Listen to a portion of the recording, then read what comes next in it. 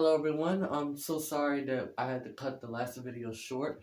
So what we're doing today, we're trying to do is we're trying to finish up this little tutorial that I was doing just last night of drawing the human hand and learning how to trace and learn the fundamentals of the human hand. Basically, just by tracing and learning to get the good feel of the pencil feel and just the basic fundamentals of art. So what we're doing is we're tracing the hand. We've already traced the hand, however. We just left off at the shading bit to make it look more realistic right after we kind of filled in right after we traced around the hand and we filled in the tracing process. So what we're going to do is we're just going to continue to keep shading the hand before we get to our brush. So what we're going to do is we're just going to take a nice little brush like this, and we're just going to, some of the pencil shadings, we're going to brush in the pencil shading.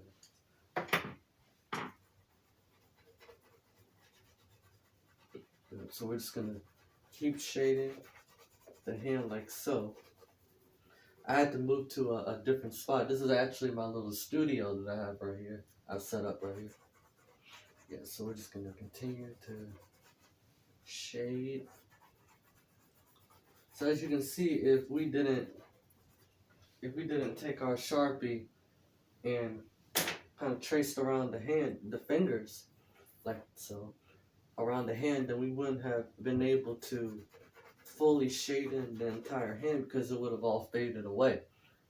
Right? Yep, so we're just going to keep shading like so.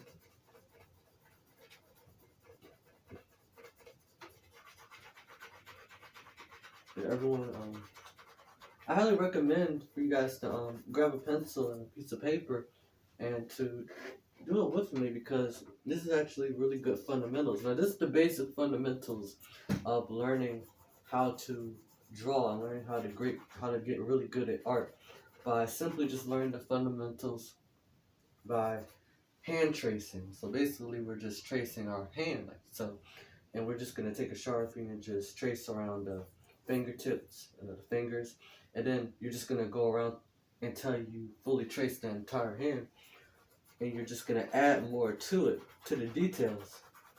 So this isn't just a tutorial, everyone, but this is actually a another project I'm working on right here at the moment, because we're gonna add a lot more details to the entire piece.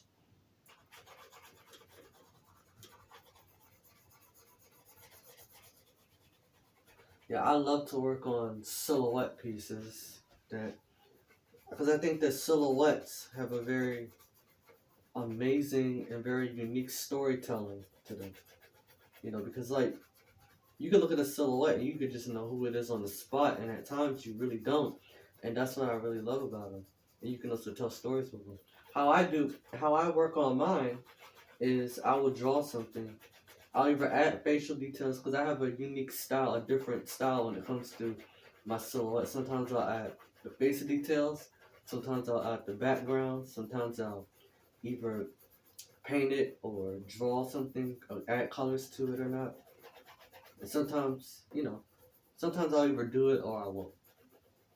But I really love silhouettes, and my brand has always been wrapped around adding motivational quotes to every single pieces of my artwork. Maybe not every single pieces of my artwork, because some stuff you just, you leave as a mystery. Some stuff you leave as a mystery, and some stuff you just, because I remember this one guy was selling his art, and he couldn't even tell anyone what he was. This guy came up to him, and he asked him. He said, "So what was the feeling behind this piece of work? Or what was the feeling behind this piece of work?" He couldn't give him not one straight answer. So I said, you know what?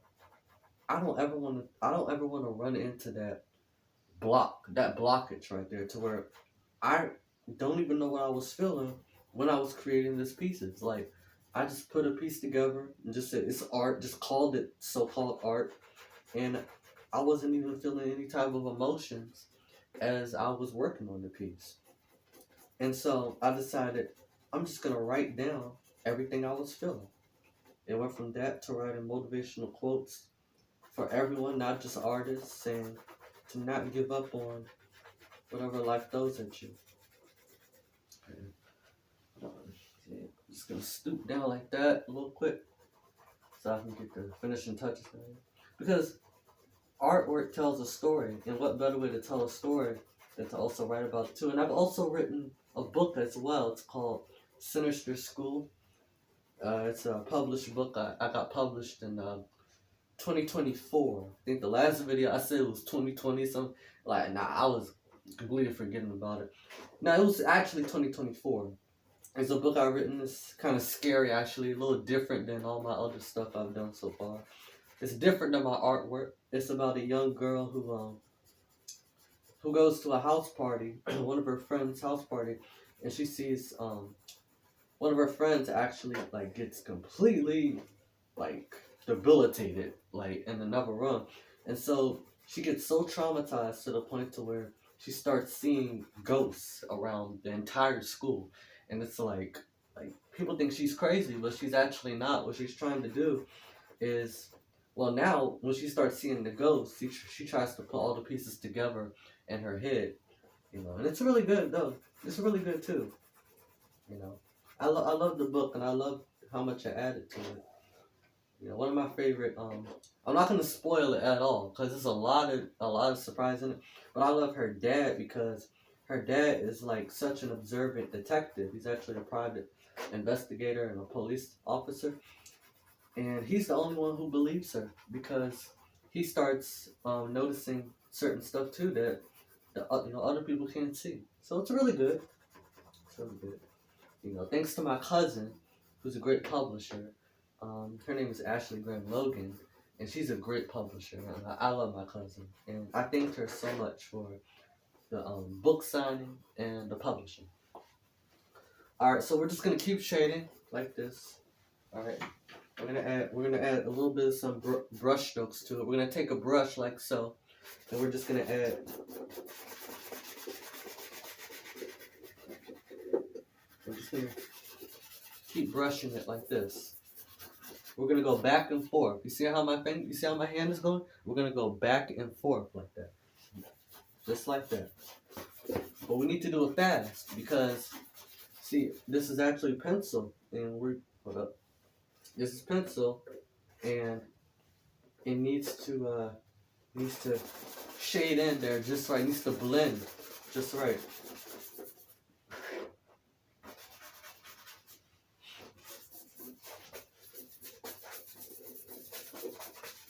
So so I wanted to publish another book, but everything got delayed because we had some family business to take care of, and I couldn't get it published right away because you need the proofreaders. I sent it to some proofreaders, and it just kept going back and forth because I write really I love to write similar to Stephen King stuff because I'm really inspired by him and his storytelling and really just wild imagination. So they didn't really quite understand a lot of the crazy stuff I was putting in my stories, so it kind of got delayed,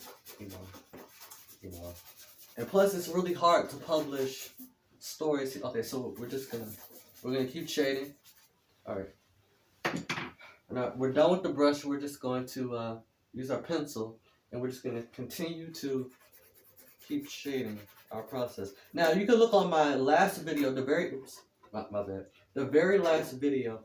See, I set this up right here so it can set my picture up right, so I'll have a clear vision of what I'm trying to do to stay in between the lines. So if this comes off, there's a very valid reason for it. So my last video showed how we trace the hand.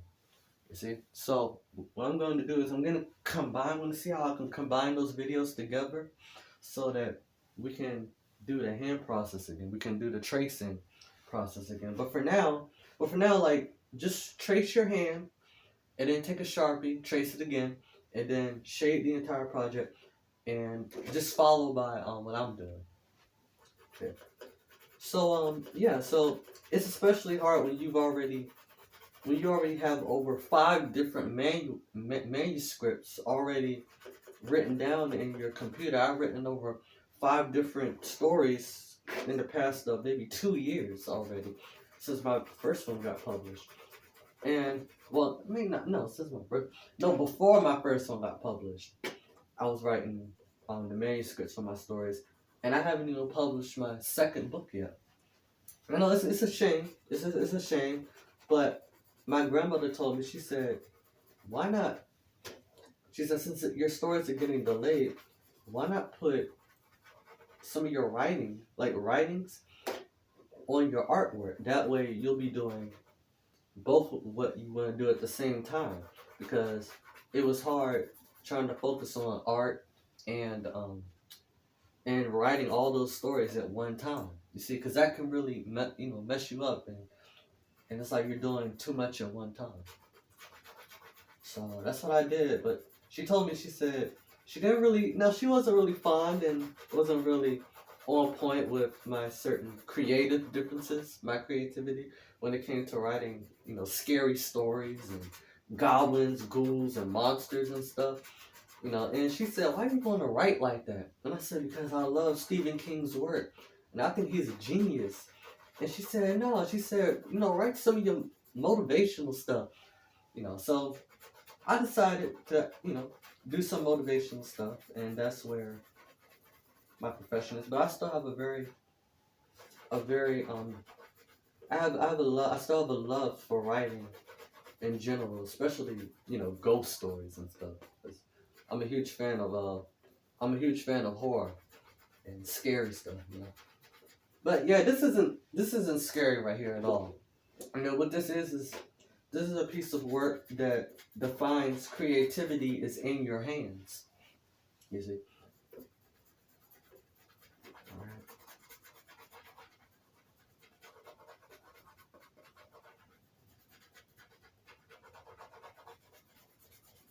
So we're gonna take our finger, and we're gonna do is we're just gonna kind of rub it on the pencil shade right there to make sure that it blends just right, and it blends just right. And as you can see, I got pencil shaving on my finger. That lets me know just how dark it is, so that when we do begin the shading process and we start to really blend it in, it's gonna look a lot more like in depth. Like it's gonna look a lot more depth and very, very passionate. Like you can actually feel what the drawing is trying to say. Yeah, this easel is kind of wobbly.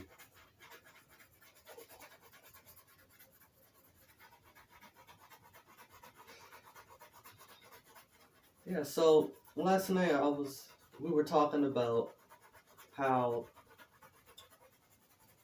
a lot of artists, we're talking about how a lot of artists put so much hard work and faith and passion into their work, and then when it's not received in the way they want it to be received, that can really it begins to crush their confidence, and they begin to feel that, well, maybe art isn't, me. Maybe it wasn't for me.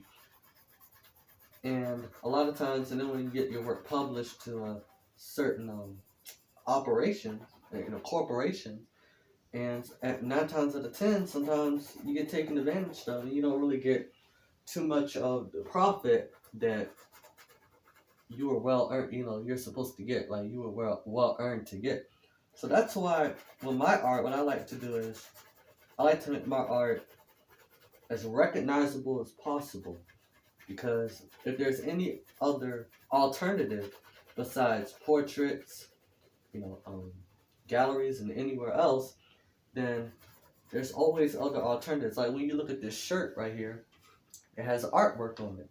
So when you can start putting your work on your clothes, on your anywhere. But I specifically say clothes are the best alternative because people become your walking canvas. And not only that, but you become your walking canvas as well. Because you will be able to monetize your brand as well as yourself. And your name will get out there by word of mouth and also by sight as well. And people will remember you. So when they see your art on clothes, and they'll see it on the campus in a gallery or somewhere or whatever. I'm just gonna pull this up closer for everyone real quick. Just a little closer, a little closer. Good. So, hold up. There we go. Your work will become recognized, and people will remember you. There we go. There's how we want it. So we're almost done. We're just gonna keep shading. As for me, I really don't have any charcoal tools at the moment. I need to order me some charcoals. Okay. Just gonna pull up a chair right quick. Sit down a little bit.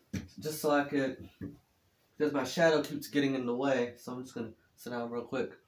And good. Now you can see it a lot better.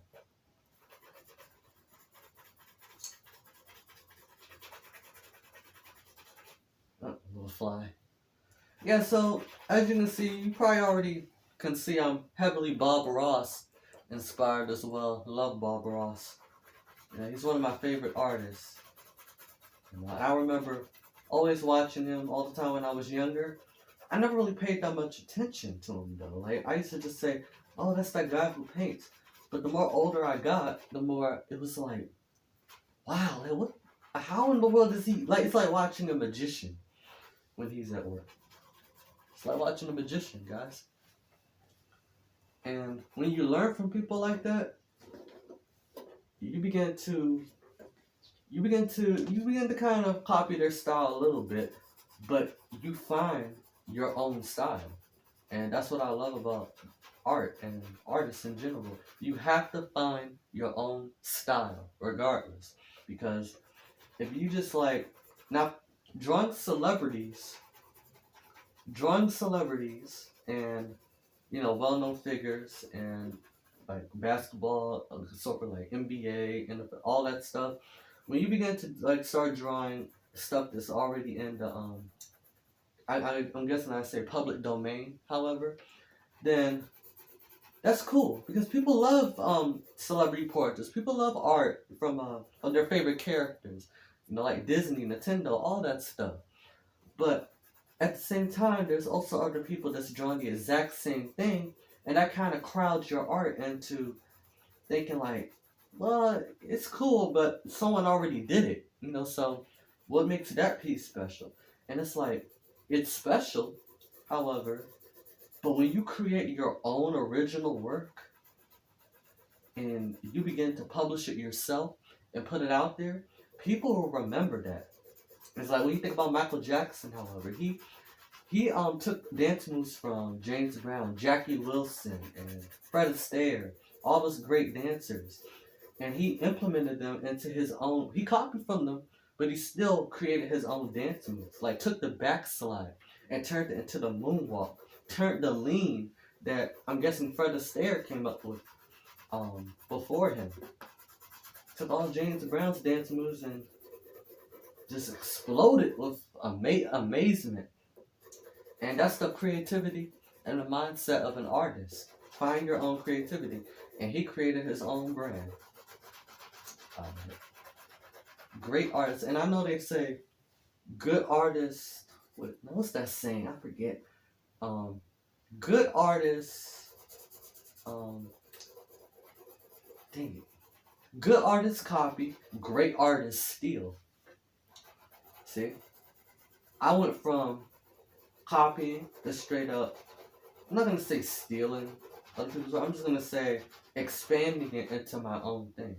Taking what's already there and kind of resembling it in my own way. You see? Like when we think about artists who trace. Now, I'm going to grab my Sharpie. So, what I mean by tracing, and I'm going to put two Sharpies up here. It's going to be a little um, illustration, a little demonstration for everyone. Okay, so you see where these pencils are? I mean these Sharpies, kind of just so you can get a good view of the hand. As you can see how I traced around my image right here. See, it makes a difference when you trace around your own image. Like how when you think about comic books, when you think about comic book creators, they take ink and they trace around their own original work. Now, as for artists just starting out, you can definitely take an image and trace over it. But, however, don't put it up for sale because, that's where you run into some legal trouble.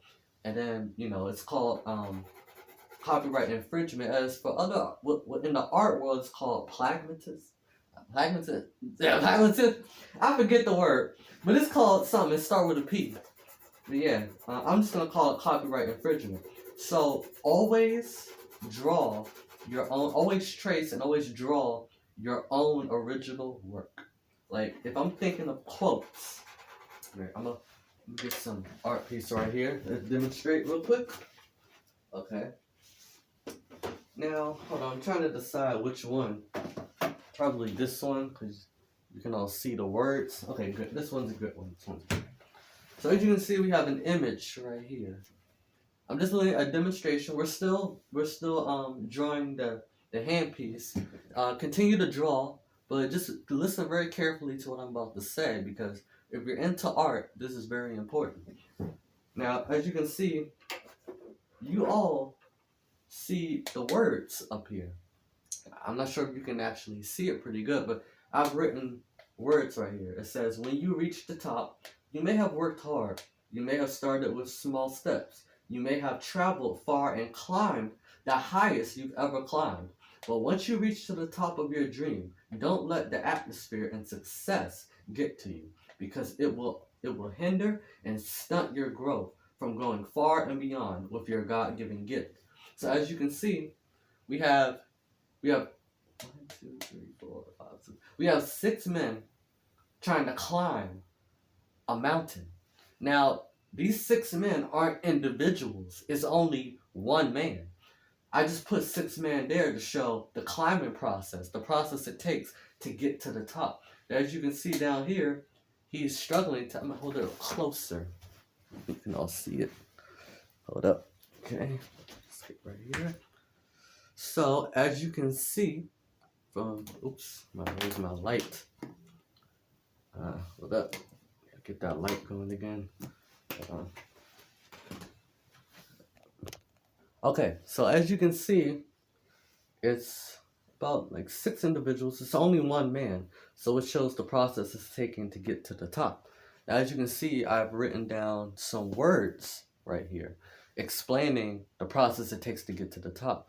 So it's basically kind of like you're looking at a cinematic kind of artistic monologue of what it takes to get to the top. So basically what I'm trying to say is those words on there were written down originally by me because I came up with the words. Okay. And I also looked for words and quotes very similar to what I have written down there to make sure that I wasn't writing something that someone else came up with. And also it's very important to also own your words as well and definitely sign your work. Because when you sign your work, people will know who you are. Like every painting I come across, whatever it is, I can go in a doctor's office. I can go in a doctor's office. I can go in a dentist. Anywhere in the world, I can go. And I'll see art everywhere. Giant portraits. And you may think that they're like photographs. Every time I look at one, every single time, I squint. I squint as hard as I can to look for the artist's name. To look for their name. To Google, search them up on the web, and learn from them. See what other projects they've created, they've worked on. Look at some interviews from them. see what their creative process was, what inspired them to do that. Because their works are published and they're out there.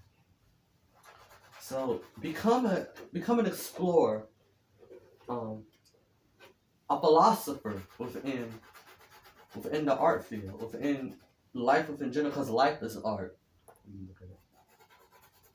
So, okay, yeah, so, yep, looks like we're done with the shading process. And we're just going to continue to brush. We're going to get very dynamic and very light brush strokes. We're going to start off light because this brush right here has a lot of pencil shavings on it. So we're just going to do it light. Just like that. Just like that. And then what we're going to do is we're going to take a cloth. Now actually we're going to take a cotton ball and we're just going to smooth it in. So, yeah, that's what you do.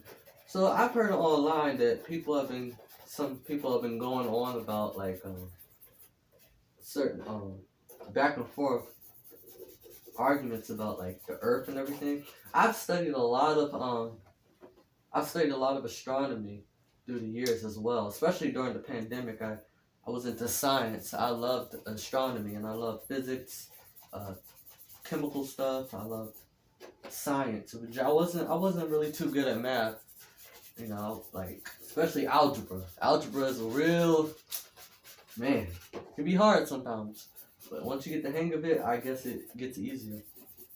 But yeah, so some of my friends were going to learn about the flat Earth and everything, and I was like, well, first of all, they asked me. They said, Vince, do you think that the Earth is flat? And I was all like, I don't know, because, I'm not going to give an answer to something that I really don't know. So what I had to do is I had to go home, search up a picture of the Earth, and draw it. Like, literally just draw it. And what I did was, when I saw the Earth, here's a little quick little quiz. Now, a lot of college kids and a lot of professors are actually on this specific topic, if the Earth is flat or round. What I did was I searched up the image and I drew a circle. I drew a circle of the Earth, and then I took I don't have it anymore because we actually sold it. What I used to have was those little the round Earth things where you spin it, the globe thing, and I spin the globe of the Earth, and as it was spinning, I was like, got it. I'm not going to tell you guys the answer. I'm going to let y'all figure it out yourselves. But as I was like, because when you go outside, you're basically looking around. And as you're looking around, the Earth is spinning. And it's spinning just like a round ball. So it's like, it's not even an argument. But, people have their own opinions and their own topics and stuff. And I'm not going to get into it. I'm just an artist. I'm not a scientist. But I do like to put science into my art. Speaking of science and art, my school years were always the most difficult for me because I was very misunderstood when I was in school, and I was always just trying to observe stuff. And I was a very playful kid because at home, my Mimi was teaching me. Rest in peace to my wonderful grandmother, who I call Mimi. She was basically my mom, and she raised me. And she taught me everything before school even started, before kindergarten even started. So I was basically doing school at home, and I was learning from her. And so when I got into school, it was like I wasn't really as focused as I was before, because it felt like I was being drained of everything that she instilled in me. So we're gonna keep brushing.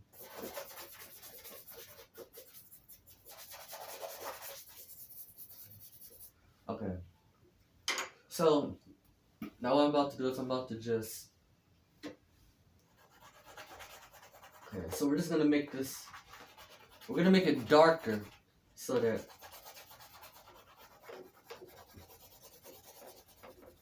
Yeah, I'm sorry if I'm keeping you guys too long with my my talking. It's just I just love to share stories and tell stories as the creative process is going, just so no one gets bored, because I get bored all the time doing this.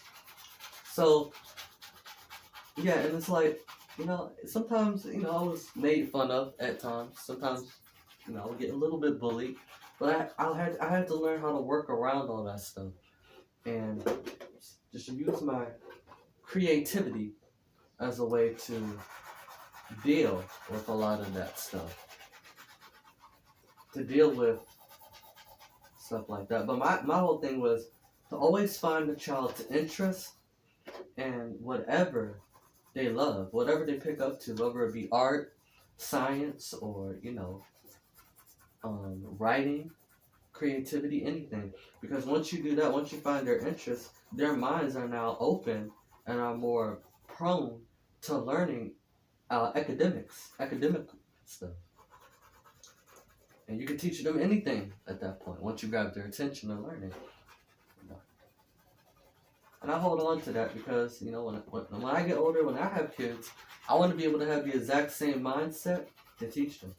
Because I remember my Mimi used to babysit, and I remember I would just watch the babies on how they were just picking up to everything. Like, I would give them a sheet of paper, they would just draw stuff. And I was like, oh my gosh, like they're drawing shapes and stuff. And I would be teaching them how to draw shapes and so forth. And I would give them little building blocks. It would show them the direct angles and so forth on how to put the blocks together. And it's like they picked up to it so fast. And it's like babies' minds are so just amazing to just learn anything fast. And I think that a lot of times as we get older and as we become adults and teenagers at some point, a lot of times we tend to lose that childlike creativity. And for me, I was a very isolated child because my Mimi pulled me out of school and homeschooled me at the age of 7. I was in the 3rd grade when I was pulled out. Just to make it a little more lighter in here. So yeah, she pulled me out of school when I was in 3rd grade, and ever since then, I've just been in the house for the longest time. So I've always just had that creativity, and it just never left, especially when the pandemic came. When the pandemic came, that's when I was really upset at first because I didn't get to go out, and I just turned 13, officially became a teenager, and I wanted to be independent. I said, I'm gonna get my driver's license. I'm gonna start finding jobs. I'm gonna start doing this and that. I'm gonna start going to friends' house. Start, going to my friend's house. Start doing stuff. All that stuff got shut down, and I was right back in that childlike stage, and I had to stay home again because my family was very overprotective my whole life. So I didn't get to go to my friend's house by myself, unless my family actually knew the people. So I was very overprotected, and at times it would frustrate me, but I understood them. So yeah, so basically the pandemic just helped me to keep my childlike creativity, because a lot of times children fall into the wrong stuff. And it's like now I completely understand now why my family kept me so in this bubble, because of the way the world is, And to any child going through this, and to anybody going through this or that went through this, just know that you're not alone in anything. You're not alone in anything in life, because there's always going to be someone going through the exact same thing. Like, I thought that I was the only one with all these issues and so forth, and at times it's like I would look up people going through the exact same thing, and I would say, oh wow, I didn't know that there were other people going through the exact same thing. I didn't know that there were other children that were sheltered and perhaps overprotected, but at the same time it's like sometimes that can be a beautiful thing. And sometimes it can kind of frustrate you as you get older. Because as a teenager, as a young adult, when you get older, you want to branch out and experience them. You want to be able to make friends. You want to show that type of independence. For me, I'm only 18 years old, You know, and it's like, since I was raised by my great grandparents and my grandparents, like both greats and grands, wisdom comes at a very young age. So it's like a lot of kids, you know, especially now, you know, since I'm a teenager, and a lot of they're like, bro, how old are you? Wait, how old are you again? And I say, I'm 18, but you know, oops, there it goes. See, there it goes again. Yeah, let me see. Yeah, we're only using this to keep the line straight. So if it falls off. So yeah, at a young age, you know, I know all the old singers. I know I know all the old boxers, basketball players, everything. Stuff from the 1913 and stuff like that. Stuff from the 1950s. I know everything from the 1950s. Man. I love me some 1950s. I love the Beatles, James Brown, the Supremes, the Rolling Stones, man, and can't forget about the Temptations. I love me some David Ruffin, some Aretha Franklin, Diana Ross, the Jacksons. I know about the 90s. I'm a huge Boyz II Men fan. I'm a huge New Edition fan. Mint Condition. Jodeci is one of my all-time favorite boy bands of R&B bands of the century. I love Jodeci, man. You know, because they were fly. You know, the 80s, Janet Jackson was one of my favorites. Yeah, they all my favorites. But one of the best things about that, I know all the old boxers. Sugar Ray Leonard, Muhammad Ali, one of my great grandfather's all-time favorites. He loves Muhammad Ali. I'm a huge Mike Tyson fan. I love Joe Louis. He's a great fighter. Now, so far as basketball, a lot of my friends think I don't know basketball, which is kind of funny.